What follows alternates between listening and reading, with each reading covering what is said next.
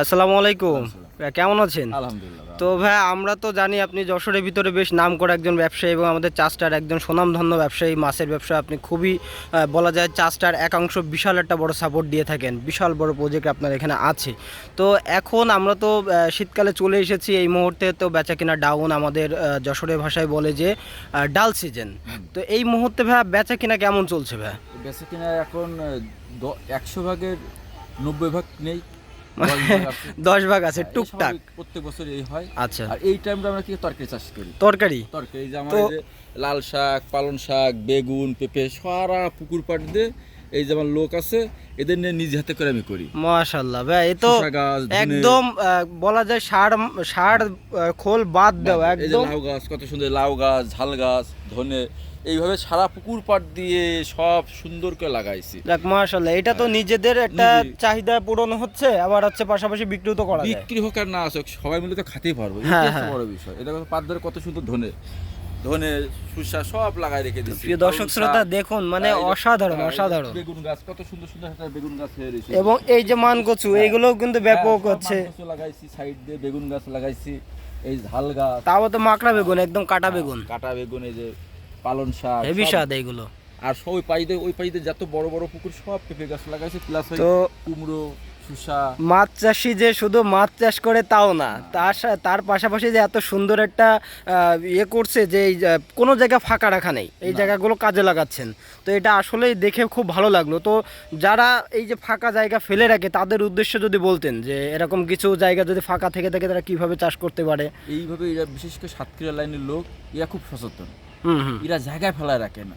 আর আমার এই মূলত শিখাই হচ্ছে সাতক্ষীরা লাইনের লোকের কাছে। এবং সাতক্ষীরা লাইনের লোকের নিয়ে কিন্তু একটা কথা শুনেছি যে ওদের সাইদাও সোনা বানিয়ে দেখাবে, হ্যাঁ, মানে খুবই কর্মঠ ওরা। ওরা ওই পুকুর পার কোনো ফেলায় রাখে। এবং আমাদের যশোরে কিন্তু 2/3 দেখা যাচ্ছে এখন কিন্তু সাতক্ষীরার লোক হয়ে গেছে, মানে এত পরিমাণ তারা এসে এত কর্মঠ যে মানুষ তাদের কাজে কেন নেবে না।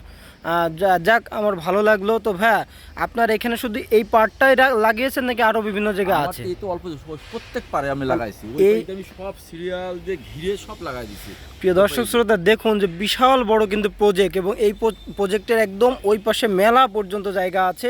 পুরো পাড় জুড়ে কিন্তু কচু গাছ, এমন সবজি প্রচুর পরিমাণে লাগানো আছে। পেঁপে গাছ লাভজনক, পেঁপে আর কুমড়ো লাভজনক, একবার লাগাই দিলে হয়ে যায়, আর কোনো টেনশন করা লাগে। এই পেঁপো কয়দিন ফলন দেবে ভাই? এ তো হতেই আছে। এরকম পেঁপে গাছ আমি এবার লাগাইছি প্রায় হচ্ছে মেলা, অসংখ্য। আমি করতে হাইব্রিড, মানে এর কি জাত আছে কোনো? আমি এবার এ তো দেশি, আমার হাইব্রিড কিনে নিয়ে আসছে। আমি একটা চারা 30 টাকা করে নিচ্ছে, হাইব্রিড।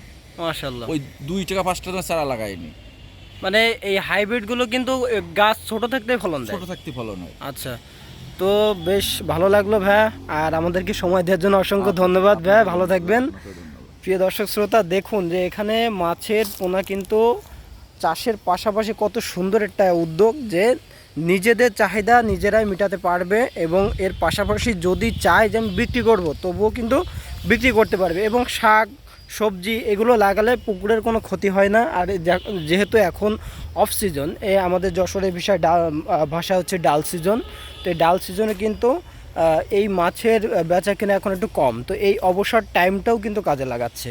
তো এটাই হলো একজন সফল ব্যবসায়ীর বৈশিষ্ট্যের ভিতরে এটা একটা, যে তারা কখনো বসে থাকতে নারাজ। তারা যা ইনকাম করে সিজনে, তারা চাইলেই কিন্তু এই অফ সিজনটা রেস্ট নিতে পারে, কিন্তু তারা রেস্ট নেয় না, কারণ একজন সফল ব্যবসায়ী কখনো বসে থাকতে পছন্দ করে না, তারা কিছু না কিছু করবে। তো যাক, ভাইয়ের এখানে এসে আমরা ঘুরলাম, দেখলাম, ভালো লাগলো, আপনাদের একটু দেখানোর চেষ্টা করলাম।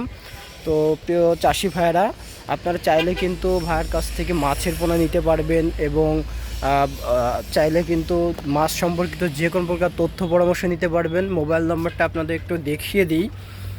এই যে প্রবাসী স্বপ্ন মৎস্য খামার, এই নামে কিন্তু একটা ইউটিউব চ্যানেলও আছে, এবং এই মোবাইল নাম্বারে আপনারা যোগাযোগ করে সকল প্রকার মাছের ধানি পোনা রেণু সংগ্রহ করতে পারবেন।